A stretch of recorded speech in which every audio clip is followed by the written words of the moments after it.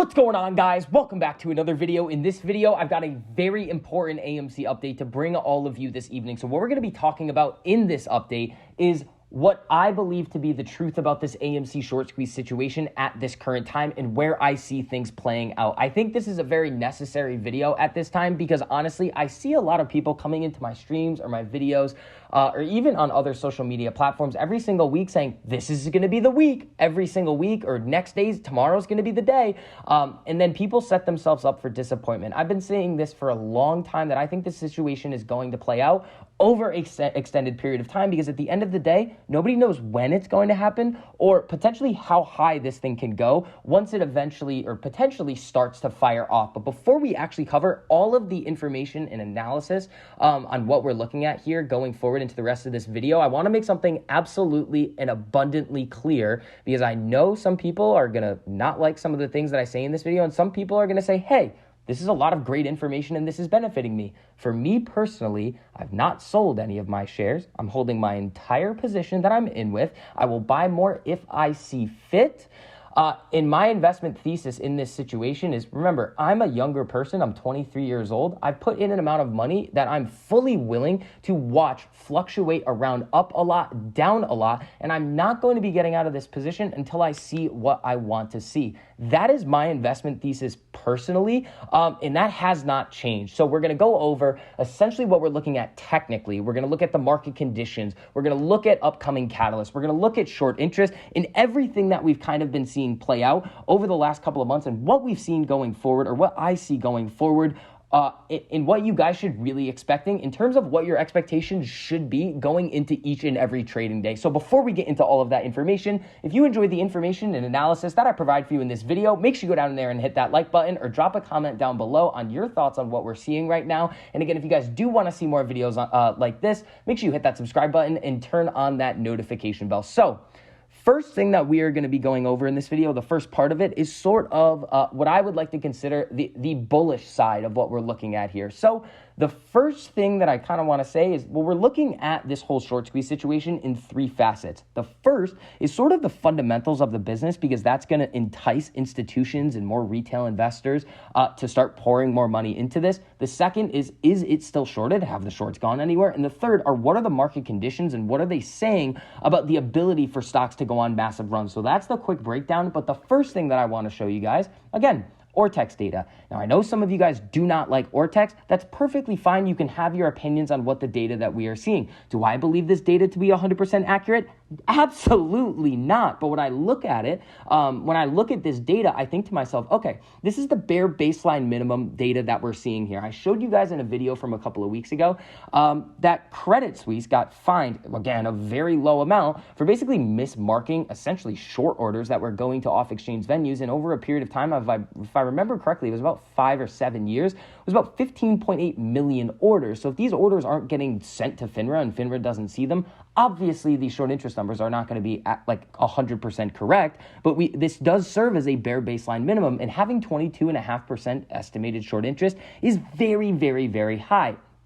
And when we talk about short squeeze scenarios in gamma squeezes and everything like that, it's an if this, then that statement. So if we end up seeing price start to go up past a level where the shorts do not want to hold their positions any longer, that's when we're going to see some shorts starting to cover, close their positions, get out, and that's when we see some buying pressure start to step back in. The second part of this that I want you guys to take a look at as well are, what are the fundamentals of this company? Now, we all know, and we've all come to the conclusion, based on the data that we're seeing, the overall sentiment, we've seen the movie slate that's been coming out. Movie theaters are not dead. They're not going anywhere. They've actually been on a pretty significant uptrend after the whole industry, I would say, bottomed out in the pandemic, just based on the box office numbers that we were seeing. If you were to put the box office numbers on a chart, the numbers bottomed out during the pandemic, and they've been significantly coming back up, as we can see right here. 2019, 11.3 billion in sales. domestic box office numbers. Now, when we come over to 2020, we saw it drop all the way to 2.1 billion. We saw 2021, very big, significant increase here, about 4.5 billion total in the domestic yearly box office. And then this year so far, we've already done about 3.5 billion. So with AMC positioned as the number one movie theater company in the United States, well, that's a very, very good sign that the overall box office numbers are coming back and are on their way back to those pre-pandemic levels. Now, when are we going to get there? Well, there's some projections for that, but again, nobody really knows for sure at the end of the day. But what we do know is we have a very, very strong box office slate going into the end of this year and going into 2023 as well. So we also have a couple of other things that Adam Aron has kind of given us as well in terms of his kind of plan on when he wants to, quote unquote, pounce on short sellers. In the most recent shareholder meeting, Adam Aron said, okay, I'm not going to tell you guys anything until at least Q2 earnings or later. Now, the second quarter earnings should be over the next 2 months. So then we can start to kind of say, okay, Adam Aron, when are you going to start to roll out this supposed plan that you have? That's another thing that we have to look for on the horizon. Now, again, in terms of buying pressure coming in, well, I think retail investors have done a very, very good job of battling all of this short interest that we have been seeing pile in. Remember, we have over, what is this number right now? 191.5 million shares on loan right now, which is absolutely insane. We've seen the securities lending data where they're shorting a boatload of shares every single day. And I think retail investors in general and institutional investors in general have done a decent job of trying to counteract all of this shorting pressure coming in. But at this time, with the overall market conditions that we're going to talk about, the shorts have been kind of able to knock us down. Now, not falling below 10, very solid number right there, staying in the double digits, very strong psychological level. We've dipped down below 10 once and then popped right back up. The other thing is, yes, we do have this Russell 1000 joining right here, which could potentially lead to some more institutional buying down the road for those institutions that are going to use the Russell 1000 to base their portfolios if they want to have some of the stocks that are in there, some of the stocks that aren't in there. That's essentially what they're going to do. They're going to pick and choose which stocks that they want to have in their portfolios based on what is in the Russell 1000. They're going to use that as the quote-unquote benchmark index. The other thing that we have to look at here is institutional purchases and sales. So this is getting more into, we're going to have to wait a little while. In my opinion, again, I think this situation is going to take some time to play out for a variety of reasons, which is where we're going to get to in this video. If you guys want to call me a shill for talking about market conditions, that's perfectly fine. But you guys hearing this information, in my opinion, is very important, especially with where we're at right now in this whole situation. So we've seen institutional purchases go down. Institutions are still holding a very significant amount of shares. We've still seen net inflows of institutional purchases over the last 1, 2, 3, 4, 5 quarters, at least. The other thing that we do need to talk about is, yes, these institutions buying these shares could easily be loaning them out, and that's going to come back in terms of short pressure later. But the one thing that you have to see in order for them to even be able to loan out those shares is that initial buying pressure. So again, it's kind of a give and take there. But we have seen institutional purchases slow down a bit. Now, we have to talk about the overall market conditions, and there's a couple of key things that you guys have to understand about how these valuation metrics work and why the shorts would be piling in right now or attempting to pile in. That is, it is hindering our price action right now. So the first thing is tied directly to the Fed hiking interest rates.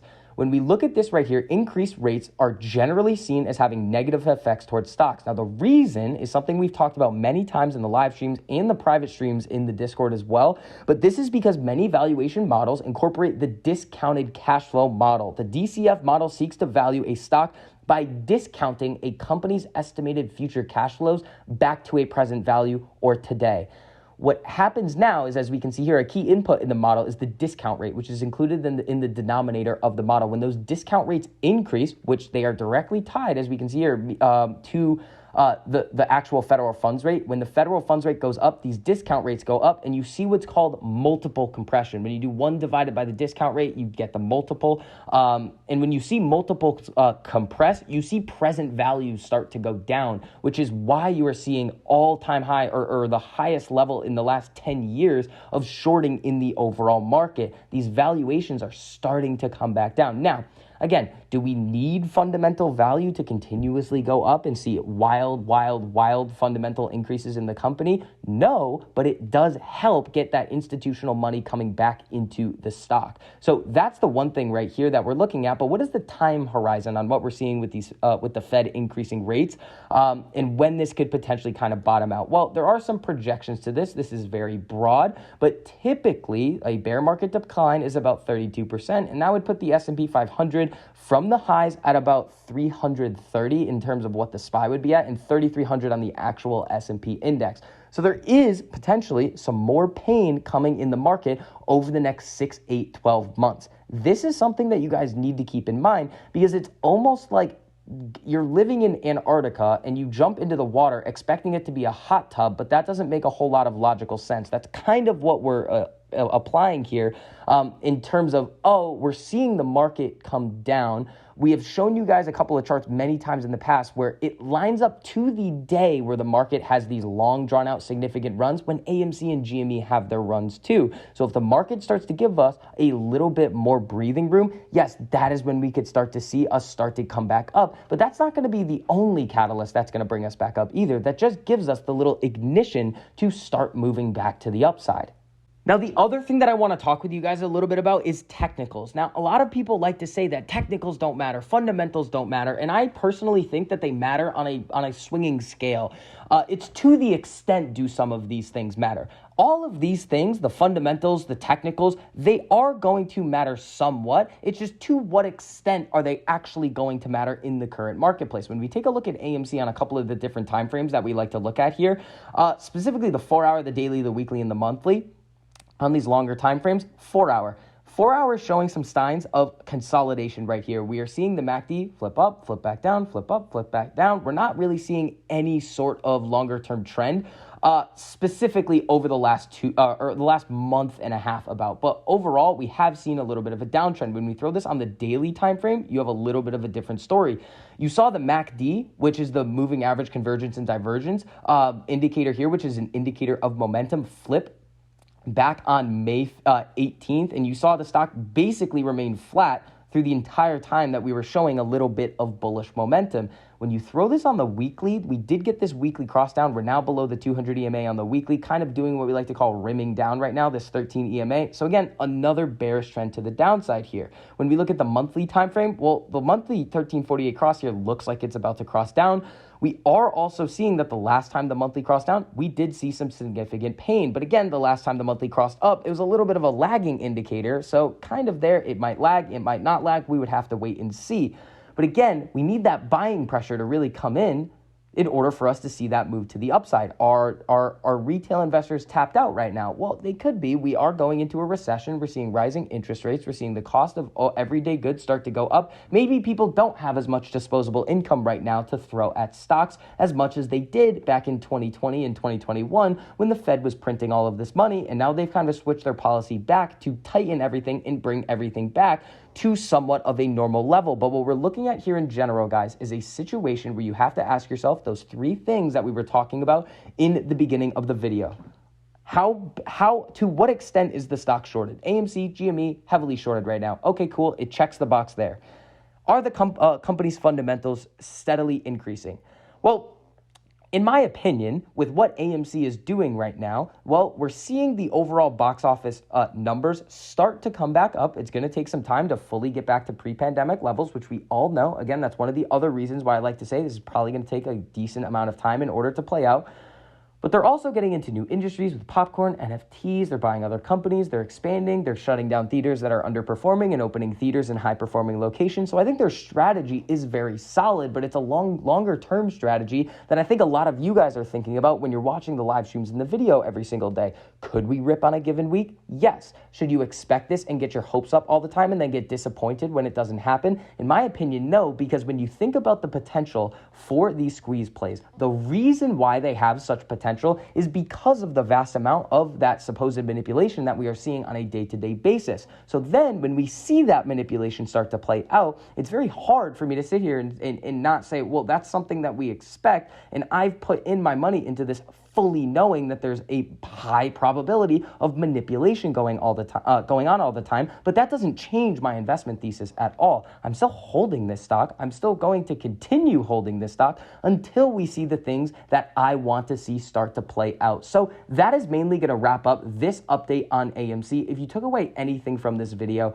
it's almost to, in my opinion, make sure that you have your expectations set at a reasonable level, especially when people are talking about these supposed catalysts coming up. Everything is an if this, then that situation. We need to see that initial buying pressure come back in, to see gamma squeezes, to see all of this buying pressure come back in order for us to start to make those moves to the downside. This situation could play out for a while. Again, I'm going to be here holding until then, and you have to ask yourself if you are going to be too. It's a question that everybody has to ask themselves. Nobody can hold it against you if you're going to go one way or the other. But again, it's a personal decision that you have to make. I've made my decision. You guys need to make yours. So that is going to wrap up this update on AMC. If you enjoyed the information and analysis that I provided for you in this video, make sure you go down and hit that like button. It costs you nothing to do it, but it really helps us out a whole lot in getting this information out to as many people who want to learn. And if you guys want to see more videos like this, make sure you hit that subscribe button and turn on that notification bell so you're notified every time I post a new video. So I hope you guys are having a great weekend, and I will see you guys in the next one.